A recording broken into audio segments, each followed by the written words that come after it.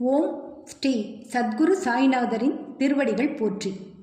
Hi friends, வீடியோவுக்குள் செல்வதற்கு முன் உங்கள் அனைவருக்கும் இனிய புத்தாண்டு நல்வாழ்த்துக்களை தெரிவித்துக் கொள்வதில் மனமகிழ்ச்சி அடைகிறேன். நீங்கள் எண்ணிய நல் எண்ணங்கள் யாவும் இனிதே நிறைவேற இறைவன் உங்களுக்கு துணை புரிவாராக. நாம் ஸ்ரீ சாயி சச்சரிதம் 23வது அத்தியாயம் சென்ற வீடியோவில் தாம் சமாதி நிலை அடைய பாபா உதவினால் மட்டுமே முடியும் என்ற எண்ணத்துடன் ஷீரடிக்கு வந்த யோக பயிற்சியாளர் பாபா ரொட்டியும் வெங்காயமும் உண்டு கொண்டிருப்பதை கண்டவுடன் அவர் சிந்தனை மாறியதை படித்தறிந்த பாபா அவருக்கு உதவியதையும், பாம்பு கடியினால் அச்சமுற்று உயிர் பிழைக்க பாபாவை நாடி வந்த ஷாமாவை மேலே ஏற விடாமல் கடும் கோபத்துடன் கீழிறங்கும்படி கட்டளையிட்டதின் மூலம் அவர் உடம்பில் பாம்பின் விஷம் கலக்கிவிடாமல் தவிர்த்து உயிரை காப்பாற்றியதையும், காலரா கட்டளை அமுலில் இருந்த சமயம் பலவீனமாகவும் மூப்புடனும் இறக்கப் போகும் தருவாயில் மசூதிக்கு கொண்டு வரப்பட்ட ஆட்டை பாபா வெட்டும்படி படே பாபா, ஷாமா மற்றும் காக்கா சாஹேப் ஆகியோருக்கு கட்டளையிட முதல் இருவரும் அக்கட்டளையை நிறைவேற்றாமல் ஒதுங்கியதையும், ஆனால் தூய பிராமணர் குலத்தில் பிறந்தும் பாபாவின் சொல்லே தனக்கு வேதவாக்கு என்று கருதி அவர் கட்டளையை சிரமேற்கொண்டு நிறைவேற்ற கத்தியை கையில் எடுத்த சமயம் பாபா தடுத்து நிறுத்திய சம்பவத்தையும், மேலும் ஹேமந்த் பந்த் அடியவர்களை 3 விதமாக பாகுபடுத்தி காட்டுவதையும், முதல் தரமானவர்கள் குருவின் விருப்பத்தை ஊகித்தறிந்து அவர் உத்தரவுக்கு காத்திராமல் உடனே நிறைவேற்றுபவர் என்றும், 2ஆம் தரம் குருவின் கட்டளைகளை அட்சர சுத்தமாக சிறிதும் தாமதமின்றி நிறைவேற்றுபவர்கள் என்றும், 3ஆம் தரம் குருவின் கட்டளைகளை நிறைவேற்றுவதில் தாமதித்து கொண்டும் தவறு இழைத்து கொண்டும் இருப்பவர்கள் என்று கூறியதையும் கண்டோம். இந்த 24வது அத்தியாயத்தில் பாபாவின் வேடிக்கையான பேச்சும் அது சம்பந்தப்பட்ட சில நிகழ்வுகளையும் தான் பார்க்க போகிறோம். வாங்க வீடியோவுக்குள் போகலாம். அத்தியாயம் 24. பாபாவின் தமாஷும் வேடிக்கையும். சனாலீலை. 1. ஹேமந்த் பந்த். 2. சுதாமர். 3. அண்ணா சிஞ்சனிகரும் மௌஷிபாயையும். முன்னுரை. சத்குருவின் பாதங்களில் நம் அகங்காரத்தை சமர்ப்பித்தாலன்றி நமது வேலையில் வெற்றி பெற மாட்டோம். அகங்காரத்தை ஒழித்தால் நமது வெற்றி உறுதியளிக்கப்படுகிறது. சாய்பாபாவை வணங்குவதால் இகபர சௌபாக்கியம் இரண்டுமே கிடைக்கிறது.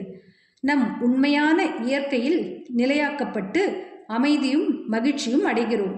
எனவே எவரொருவர் அவரது சுபிட்சத்தை பெற விரும்புகிறாரோ அவர் சாய்பாபாவின் லீலைகளையும் கதைகளையும் பக்தியுடன் கேட்க வேண்டும். அவைகளை தியானம் செய்ய வேண்டும். இவைகளை அவர் செய்வாரேயானால் தமது வாழ்க்கையின் லட்சியத்தை சுலபமாக அடைந்து பேரானந்தம் பெறுவார். பொதுவாக அனைவரும் தமாஷையும் வேடிக்கையும் விரும்புவார்கள். ஆனால் தங்களை பொருளாக வைத்து தமாஷ் செய்யப்படுவதை அவர்கள் விரும்புவதில்லை. ஆனால் பாபாவின் வழியோ விசித்திரமானது. அவைகள் அபிநயத்துடன் சேரும்போது பொதுமக்களுக்கு மிகவும் ஆர்வமூட்டுவதாகவும் அறிவுரை தருவதாகவும் இருக்கின்றன. எனவே கேலிக்கு அவர்கள் இலக்காயினும் பொருட்படுத்துவதில்லை. ஹேமந்த் பந்த் தனது சொந்த அனுபவத்தையே கீழே குறிப்பிடுகின்றார். சனா லீலை. ஷீரடியில் ஞாயிறோறும் சந்தை நடைபெறும். அண்டையிலுள்ள கிராமங்களிலிருந்து மக்கள் அங்கு வந்து தெருவில் பந்தல் கடைகளை போட்டு தங்களது பொருட்களை எல்லாம் விற்பனை செய்வர்.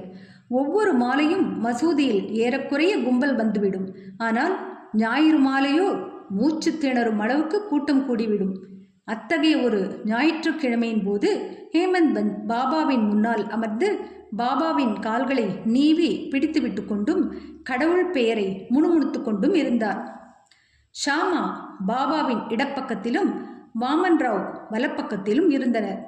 அப்போது ஷாமா சிரித்து கொண்டே அண்ணா சாஹேபிடம், பாரும், உமது கோட்டின் கைமடிப்பில் தானியங்கள் இருக்கின்றன என்று கூறிக்கொண்டே அவர் கோட்டு மடிப்பை தொட்டு அங்கு தானியங்கள் இருப்பதை கண்டார்.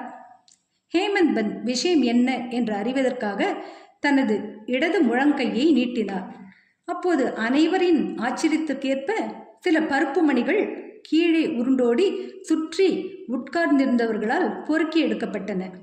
இந்நிகழ்ச்சியே தமாஷிற்கான விஷயமாக ஆனது. அங்கிருந்த அனைவரும் எங்கனம் தானியம் கோட்டு மடிப்புக்குள் சென்று அவ்வளவு நேரமும் அங்கேயே இருந்தன என்று வியந்தனர். ஹேமந்த் பந்துக்கும் அவைகள் எப்படி நுழைந்து அவ்வளவு நேரமும் அங்கேயே இருந்தன என்று யூகிக்க இயலவில்லை. ஒருவரும் இவ்விஷயத்தில் திருப்தியான பதிலை அளிக்க இயலாத இவ்வினோதத்தை பற்றி அதிசயித்துக் கொண்டிருக்கையில் பாபா கூறினார், இந்த ஆளுக்கு அண்ணா சாஹிபுக்கு தனியாக தின்னும் பழக்கம் இருக்கிறது. இன்றைக்கு சந்தை நாளாகையால் பருப்பு மணிகளை அசை போட்டு கொண்டே வந்தார். அவர் பழக்கம் எனக்கு தெரியும். அதற்கு இதுவே சாட்சி. இவ்விஷயத்தில் வேறென்ன ஆச்சரியம் இருக்கிறது? ஹேமந்த் பந்த், பாபா பொருட்களை தனியாக தின்று நான் அறியேன். பின்னர் என் மீது இக்கெட்ட வழக்கத்தை ஏன் சுமத்துகிறீர்கள்? ஷீரடி சந்தையே நான் இன்னும் பார்த்ததே இல்லை. இன்றைக்கு சந்தைக்கு நான் போகவே இல்லை. பின்னர் எங்கனும் நான் பருப்பு மணிகள் வாங்கி இருக்க முடியும்? அவைகளை வாங்காத போது எப்படி நான் உண்ண முடியும்? எனதருகில் உள்ளவர்களுக்கு பகிர்ந்து கொடுக்காமல் நான் ஒருபோதும் எதையும் சாப்பிடுவதில்லையே. பாபா, அருகில் இருப்பவர்களுக்கு நீர் கொடுப்பது உண்மைதான். ஆனால் ஒருவரும் அருகில் இல்லை என்றால் நீரோ நானோ என்ன செய்ய முடியும்? ஆனால் நீங்கள் உண்ணும் முன் என்னை நினைவில் கொள்கிறீரா? எப்போதும் நான் உம்முடன் இருக்கவில்லையா? பின்பு நீர் உண்ணும் முன்பாக எதையேனும் எனக்கு அளிக்கிறீரா? நீதி. இந்நிகழ்ச்சியின் வாயிலாக பாபா நமக்கு என்ன போதிக்கிறார் என்பதை கவனத்துடன் நினைவில் வைப்போமாக.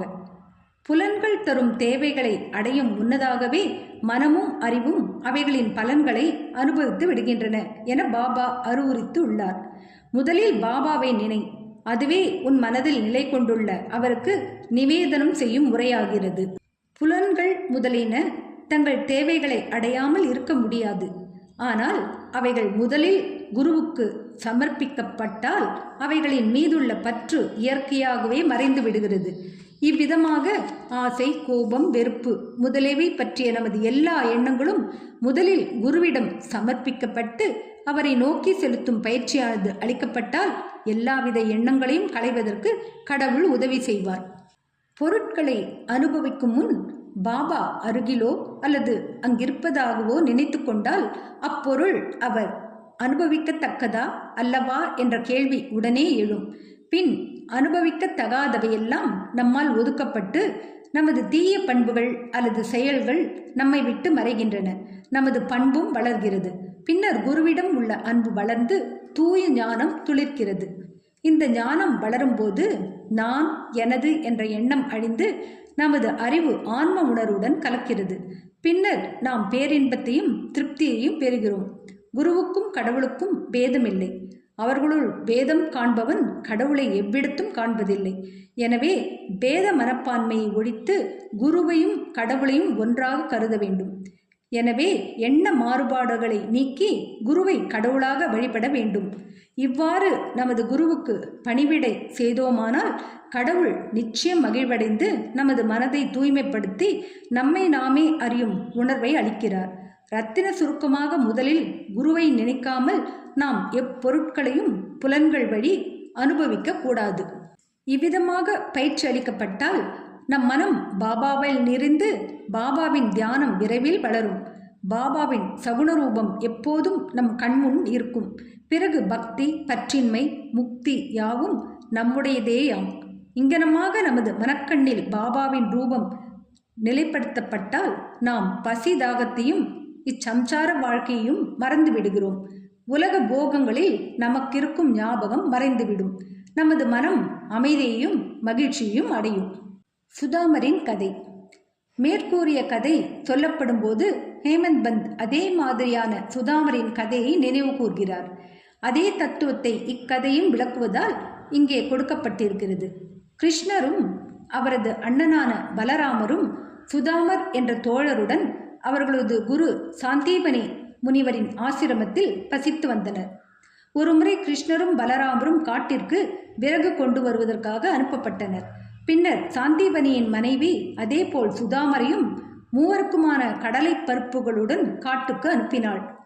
கிருஷ்ணர் சுதாமரை காட்டிடையே கண்டபோது அவரிடம், தாதா, நான் தாகமாய் இருப்பதால் எனக்கு தண்ணீர் வேண்டும் என்றார். அதற்கு சுதாமர், வெறும் வயிற்றுடன் தண்ணீர் குடிக்கக்கூடாது, சிறிது நேரம் இளைப்பாறுவது நல்லது என்றார். அவர் தன்னிடம் கடலை இருப்பதாகவோ அதை சிறிது அவர் எடுத்துக்கொள்ளலாம் என்றோ கூறவில்லை. கிருஷ்ணர் களைப்பாய் இருந்தமையால் சுதாமரின் மடியில் தலை வைத்து படுத்து குரட்டை விட்டார்.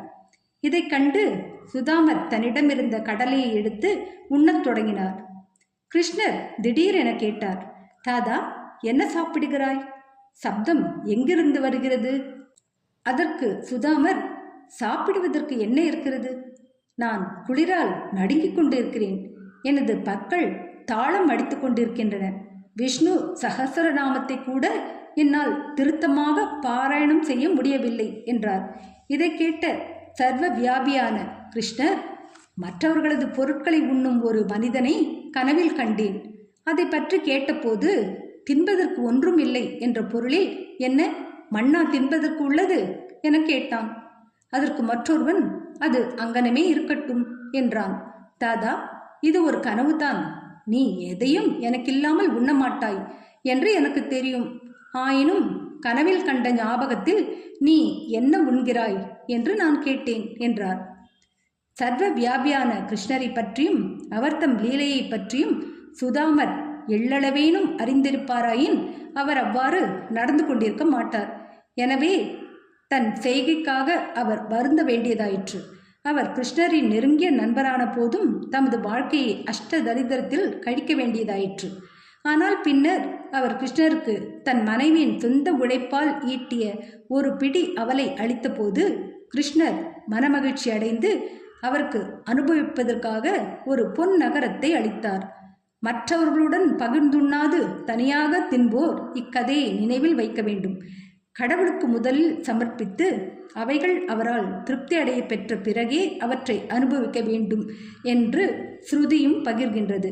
பாபாவும் நமக்கு அதையே அவர்தம் ஒப்புமையற்ற வேடிக்கையான வழியில் கற்பித்திருக்கிறார். அண்ணா சிஞ்சனீக்கரும் மௌஷிபாயியும்.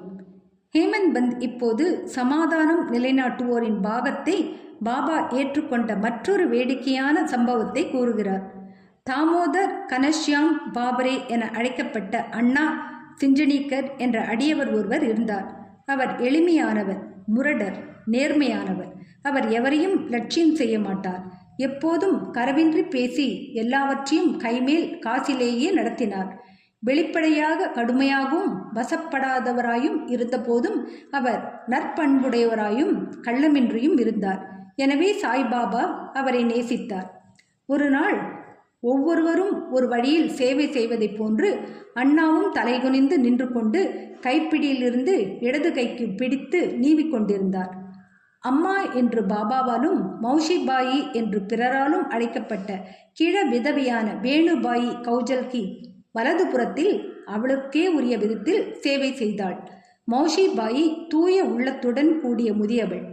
அவள் தன் இரு கைவிரல்களையும் கோர்த்து கொண்டு பாபாவின் அடிவயிற்றை சுற்றி அழுத்தமாக பதித்து பிசைந்தாள். அடிவயிறே தட்டையாகி விடும்படியான வேகத்துடன் சேவை செய்து கொண்டிருந்தாள். பாபா இப்படியும் அப்படியும் புரண்டு கொண்டிருந்தார். மற்றொரு புறம் இருந்த அண்ணா நிதானத்துடன் இருந்தார். ஆனால் மௌஷிபாயின் அசைவுகளுடன் அவளது முகமும் அசைந்தது. ஒரு தரம் அவளது முகம் அண்ணாவின் முகத்திற்கு மிக அருகில் வந்துவிட்டது. வேடிக்கையான பண்புடைய அவள், ஓ, இந்த அண்ணா ஒரு கெட்டவன். அவன் என்னை முத்தமிட விரும்புகிறான். தலைநரைக்கும் வயதாகியும் முத்தமிடுவதற்கு அவன் வெட்கப்படவில்லை என்றாள். இச்சொற்கள் அண்ணாவை கோபாவேசம் அடைய செய்தன. முஷ்டியை மடக்கிவிட்டு கொண்டு அவர், நான் ஒரு கெட்ட கிழவன் என்றா கூறுகிறாய்? நான் அவ்வளவு முட்டாளா? நீயே சண்டையை ஆரம்பித்தாய், என்னுடன் சண்டையிட்டுக் கொண்டிருக்கிறாய் என்றார்.